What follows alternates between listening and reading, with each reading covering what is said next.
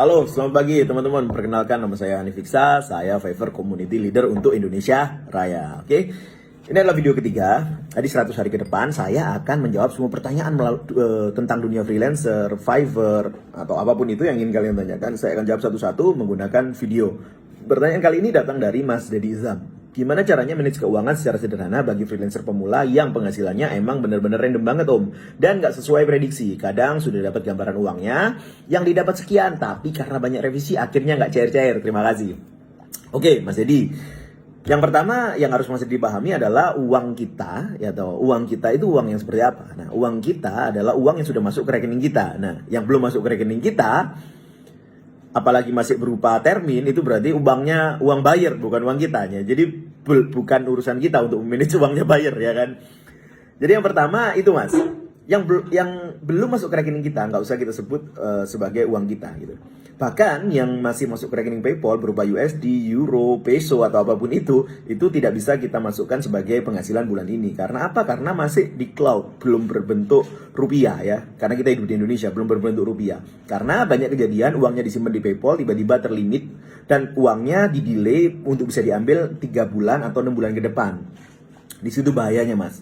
Kita juga pernah mengalami hal seperti itu. Terus yang kedua adalah tidak perlu kita memprediksi penghasilan. Misalnya, saya sudah dapat 10.000 ini nih, 10.000 US dollar.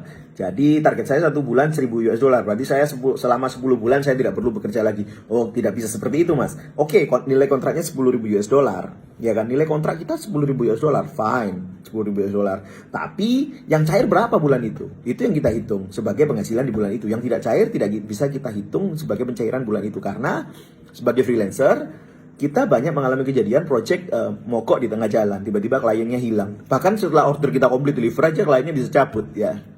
Jadi penghasilan yang benar-benar sudah masuk atau sudah cair ke rekening kita, itu baru kita sebut penghasilan yang kita dapatkan di bulan itu. Oke? Terus yang ketiga Mas, untuk memanagenya supaya tidak, saya paham lah, pasti ada flow, naik turun. Untuk freelancer kan tidak bisa terprediksi, saya paham sekali. Jadi yang harus ditentukan adalah menentukan target bulanan berapa yang ingin kita dapatkan untuk memenuhi kebutuhan hidup kita selama 1 bulan tersebut. Kalau itu sudah terpenuhi, kita fokus fix sama di situ. Misal contoh, Mas Edi, saya kebutuhan per bulan 3 juta Mas. Kebutuhan itu didapatkan dari mana? Kebutuhan primer aja yang kita hitung. Ya misalnya bayar internet, makan, listrik, terus ya foya-foya juga primer untuk kesehatan mental ya kan. Itu kita hitung butuhnya berapa 1 bulan. Misalnya butuhnya 3 juta, ya sudah 3 juta aja di keep sebagai target kita. Oke?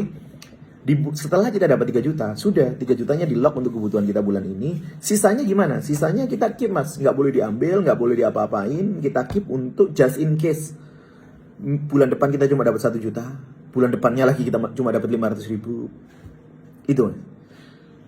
Jadi 3 juta ini di lock selama 6 bulan ke depan. Bisa nggak kita menjaga konsistensi selama 3 juta selama 6 bulan? Kalau bisa menjaga konsistensi selama 6 bulan, 3 juta selama 6 bulan, artinya kita udah bisa yang semula gini ya, flow-nya naik turun, kita bisa menjaga stabil, itu.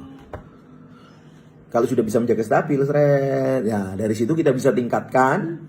Oke, kita tingkatkan menjadi 5 juta, bisa nggak? Stabil lagi, tingkatkan lagi menjadi 7 juta, tingkatkan lagi menjadi 8 juta, tingkatkan lagi menjadi 100 juta, bisa. Dari situ Mas, untuk memanage keuangan freelancer, itu aja.